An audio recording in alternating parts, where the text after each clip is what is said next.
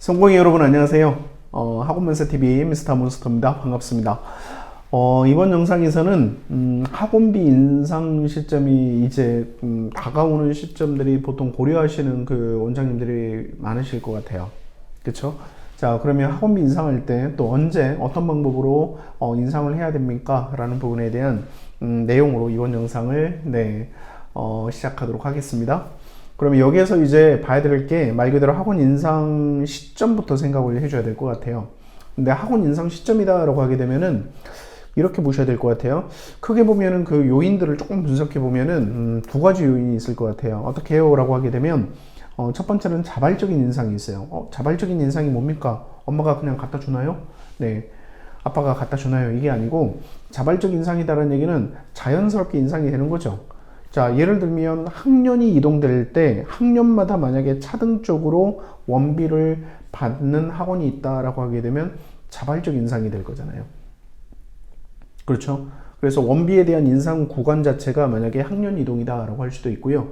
그 다음에 학부가 달라졌을 때, 즉 학부다라는 얘기는 예를 들어서 초등학교 6학년이 중학생이 되거나 그 다음에 중학교 3학년이 고등학생이 되거나 또는 뭐 고등학교 2학년 친구가 고3이 되거나 뭐 등등등 해서 학년 내지는 어쨌거나 학부가 이동이 된다라고 하게 되면은 인상이 될 수 있는 아주 좋은 시점이 될 겁니다. 자, 그러면 보통 예를 들어서 초등과정은 얼마, 중등과정은 얼마, 고등과정은 얼마라고 해서 사실은 학년 학부 말고라도 수학 같은 경우일 때는 모두 가능하냐라고 하게 되면은 가르치는 그 과정별로 만약에 원비가 책정돼 있다라고 하게 되면은 그건 기본적으로 자발적 인상이 되겠죠.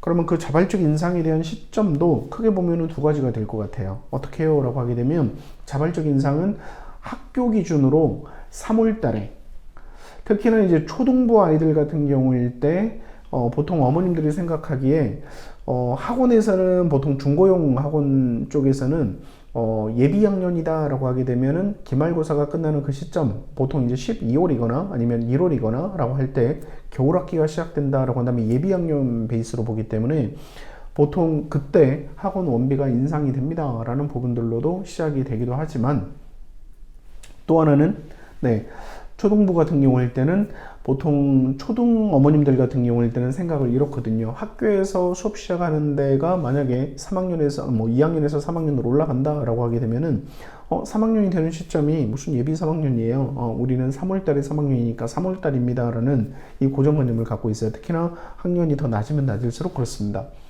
그렇기 때문에 그런 경우일 때는 사실은 어떻게 할까요? 네, 그렇죠. 학기가 시작될 때에 해당되는 부분들처럼 해도 되죠.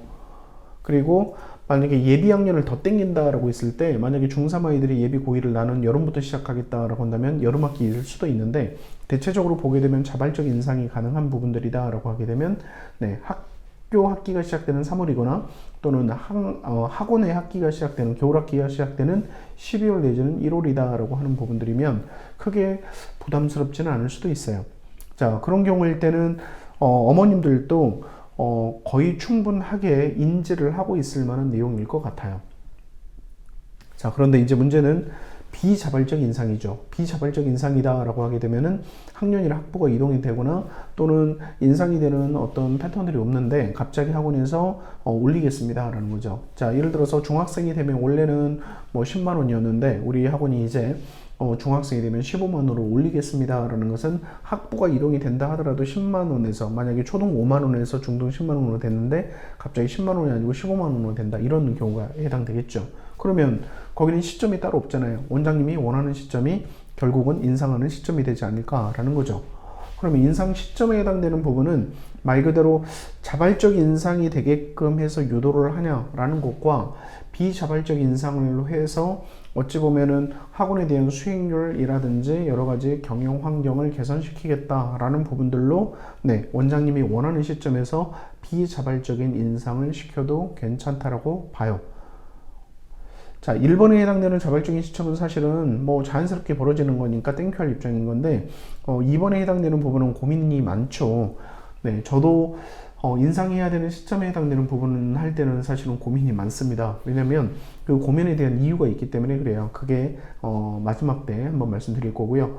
그러면 인상하는 방법부터 잠깐 보게 되면은 가장 간단한 걸로는 사실은 어떻게 될까요? 언제부터 인상할게요? 그리고 나서 그때가 되면은 네, 일괄적으로 인상하면 되겠죠. 네, 이건 가장 이제 일반적인 방법. 그러면 여기서 이제 고려해야 되는 것 중에 하나가 아마도 원장님들도 조금 우려스러운 부분들이 재혼생을 생각을 하냐라는 것만 생각하면은 중수. 네, 하수까지는 아니고 중수.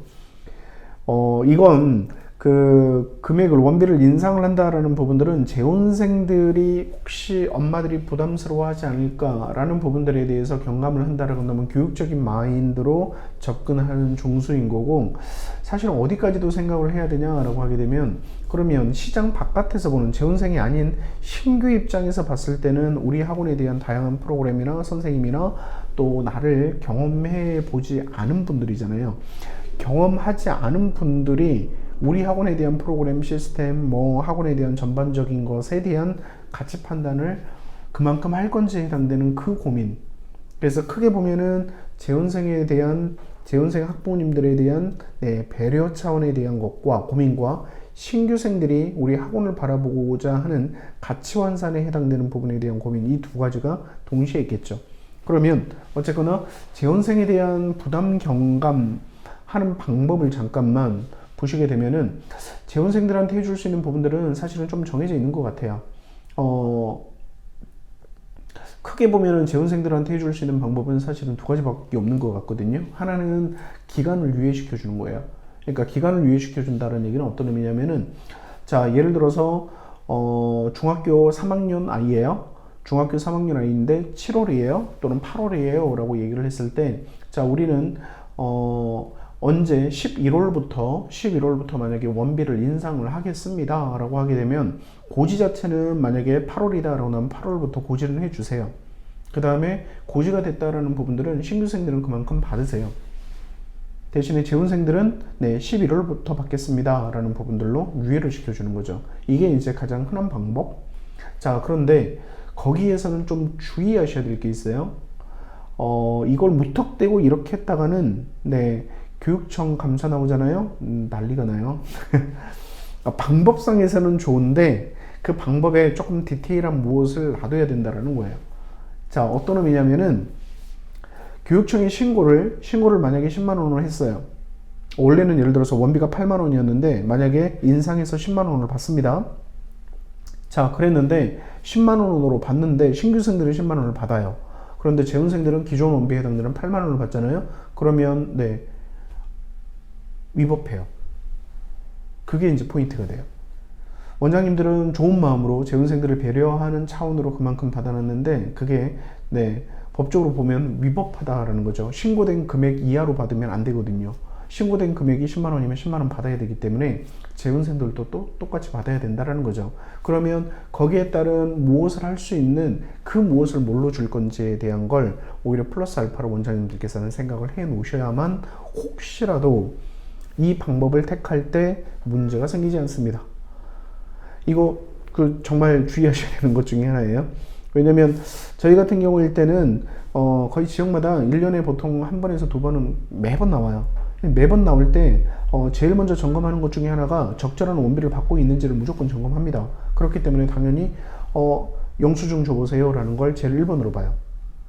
그런데 신고된 금액보다 적거나 많거나, 그러면 적은 경우가 있다라고 한다면 이게 왜 적어요 라고 물어봐요.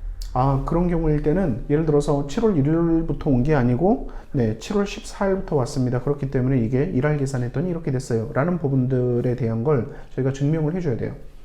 그러니까 저희는 예를 들어서 그 온라인 프로그램을 쓰고 있다 보니까 그 아이가 언제 등록을 했고 그 다음에 원비를 얼마만큼 냈고 하는 부분들을 다 보이기 때문에, 전산으로 다 보이니까 거기에 따른 설명을 할 때 굳이 뭐 특별하게 큰 설명을 안 한다 하더라도 보이면서 바로 설명을 하면 이해를 하거든요. 그런데 넘게 받아도 문제이고요, 적게 받아도 문제다라는 부분들, 이 재혼생 혜택에서 좀 주의하셔야 될 것 중에 하나이지 않을까라는 부분입니다. 그러면 아까 말씀드렸던 대로 그 재혼생에 해당되는 부분들을 유예를 시켜줄 수 있는 그 방법을 뭘로 잡을래? 라는 것들은 한번 고민을 해보셔야 돼요. 그러면 원비로 하는 거 말고 예를 들어서 다른 상품이라든지 예를 들어서 뭐 교재를 준다든지 라는 부분들로 학원에서 구매한 교재를 가지고 이거 봐 그러면 그 교재 구매만큼 해당되는 부분에 대한 걸 뭘 한다든지 아니면 어느 특정 장학금에 해당되는 부분들로 어떻게 한다든지 라는 부분들로 반드시 무언가 증빙할 수 있는 무언가를 만들어 놓으셔야만 혹시 모를 교육청에서 나왔을 때 문제가 되지 않습니다 라는 부분들. 자, 재원생 혜택에서 반드시 주의하셔야 될 것 중에 하나가 될 것 같고요. 자, 그 다음에 또 하나는 만약에 재원생 학부모님들에 대한 부담 경감 차원으로 보게 되면은 이런 경우도 봤어요. 저하고 아주 친한 동생 겸 제가 존경하는 원장님 중에 한 분인데 이 친구 같은 경우일 때는 뭘 했냐면은 이렇게 했습니다.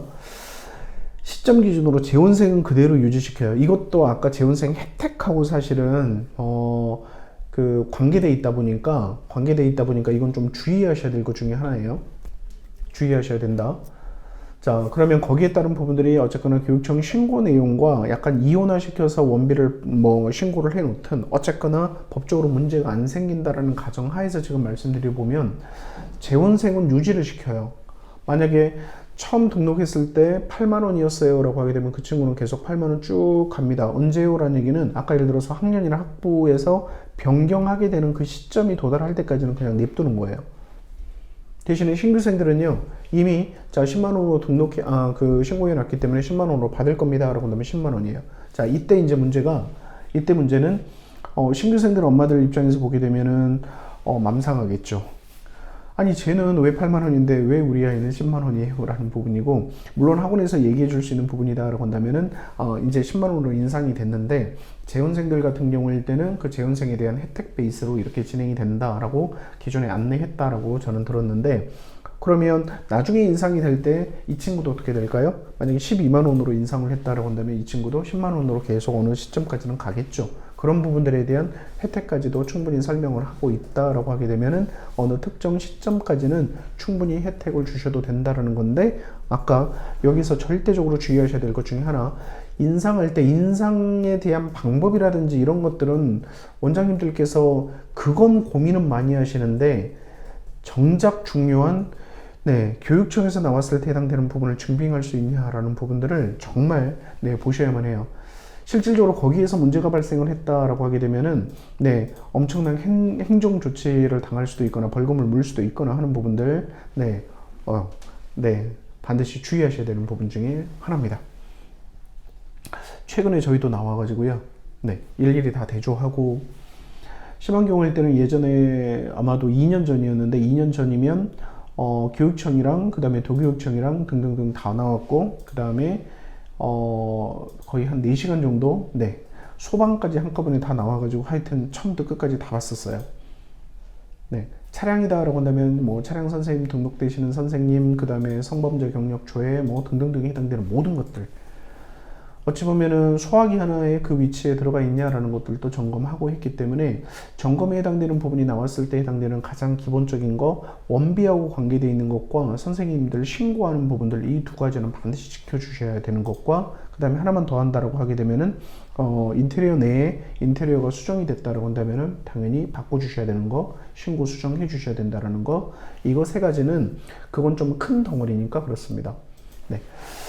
그리고 이제 방법적인 부분들은 어쨌거나 저는 방법적인 부분들은 고민하면은 고민이다라는 거 말고라도 어쨌거나 재원생의 혜택을 어떤 식으로 줄까라는 것만 고민을 해본다라고 하게 되면 충분히 좋을 것들 많을 거예요. 그게 무언가에 대한 상품이나 무언가에 대한 걸로 주거나 아니면 아까 기간을 유예시켜 주거나 거의 방법이 거기서 끝나겠죠. 그런데 이제 정작 중요한 건 재원생들은 그래요. 뭐라도 줄 수 있는 거니까. 그런데 신규생들은 뭐라도 주면서까지 유치할 수 있다는 건 쉽지 않잖아요. 그러니까 인상에서 고려해야 되는 사항들이 있겠죠.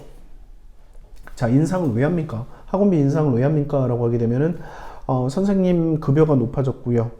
그 다음에 자꾸 임대인께서 뭔가를 올려달라고 얘기를 하고요. 그 다음에 뭐 등등등 해서 인상이 필요해요 라고 한다라는 것 자체가 기본적으로 학원에 대한 수익률이 떨어진다라는 부분이겠죠. 그러면 적정 수익률에 해당되는 부분들을 만들어 주려면 당연히 인상을 해야 된다라는 부분들. 자, 그것도 막연하게 생각하지 마시고 막연하게 선생님들 급여가 올라서 막연하게 뭘 해서라는 게 아니고 얼마만큼 올랐기 때문에 얼마만큼에 해당되는 수익률이 어떻게 보정을 하기 위해서 나는 어떻게 이 부분들을 활용을 해야 되고 또 이용을 해야 될 건지에 대한 걸 수치적으로 한번은 점검해 보시는 게 좋을 것 같아요. 특히나 이 수익률이다라는 것은 수익률이다라는 것은 총액이 늘어나게 됐는데 수익률이 고정되어 있으면 당연히 수익에 대한 총 금액도 당연히 늘어날 거잖아요. 근데 수익률이 떨어진다라는 것은 두 가지 이유가 있을 것 같아요. 매출 자체가 떨어지는 경우도 있을 거고, 그렇죠? 왜? 지출 부분들은 그대로인데 매출이 떨어지게 되면 당연히 수익률이 떨어지겠죠. 자, 그런데 또 하나는 예를 들어서 매출은 그대로인데 아까 나가는 지출 부분들이 늘어나고 있는지 해당되는 부분들, 그러면 나는 수익률을 어느 정도 적정 수준으로 보는데 얼마만큼을 보정을 해야 될 때 그게 신규생으로 충당이 되는지 아니면 재원생들한테 분명히 학원비를 인상하게 되는 근거가 되는지 일반적으로 첫 번째 수익률표로 반드시 분석을 한번 해보시라 라는 게 첫 번째고요. 그 다음에 이제 두 번째로는 보통 원장님들 같은 경우일 때 주변을 보는 경우도 있어요. 그런데 저는 이제 주변이다라는 부분은 뭐 그렇게 신경 쓸 필요가 있나 라는 부분이기는 합니다.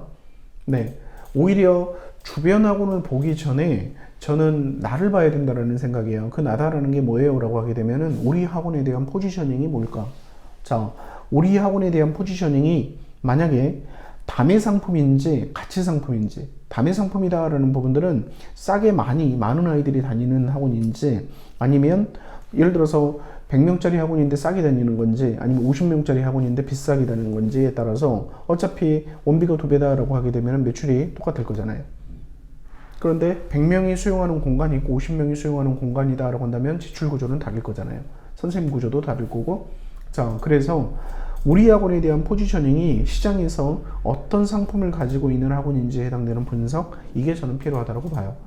그 다음에 정말 마지막으로 그럼 주변은 어떨까라는 부분들도 그때 한번 돌아와 보시면 좋지 않을까라는 부분입니다. 그래서 인상에서 고려해야 되는 사항은 재원생들 엄마들이 어떻게 이걸 생각을 할까라는 부분들 전에 1번은 수익률에 대한 숫자적인 부분들 한번 점검해 보시고, 그 다음에 두 번째로는 학원에 대한 포지셔닝, 그 학원에 대한 포지셔닝이 정확해야만 사실은 더 중요한 게 누굴까요? 신규생들이 되겠죠. 물론 재원생들 엄청나게 중요하죠. 그런데 지금 원비 입장에서 본다라고 했을 때 중요한 것 중에 하나가 신규생들이 우리 학원에 대한 문턱이 더 높아질 때 거기에 따른 분명히 가치를 충분히 인정해 줄 건지, 여기에 따른 고민, 이 고민이 다른 주변의 학원이 올라서 나도 올릴게요 라는 부분들, 약간 그냥 슥 끼듯이 이렇게 올리지는 마시고 어떤 이유가 명확하고 그 명확한 이유를 가지고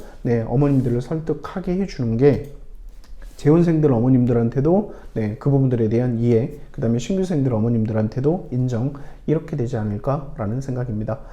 자, 오늘은 학원비 인상을 많이 고려하는 시점이 지금 딱 10월이잖아요.